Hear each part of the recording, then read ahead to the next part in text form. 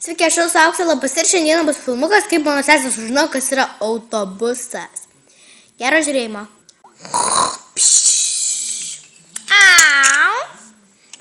Laikas keltis, turiu eit pas sesę. Paklausiu, kas yra autobusas. Sapnavau apie kažkokį autobusą. Labas, sesė. O, labas, Rausvate. Kaip mėgoji? Puikiai, Auksė. Pasakyk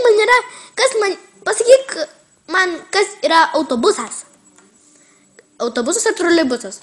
O, iš vis yra toks troleibusas. Ir man pasakyk, kas yra autobusas.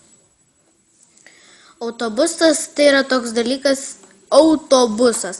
Transportas, kaip pavyzdžiui mašina, bet ten daug ilgesnė ir aukštesnė mašina. Kaip tokia dviguba kirmelė.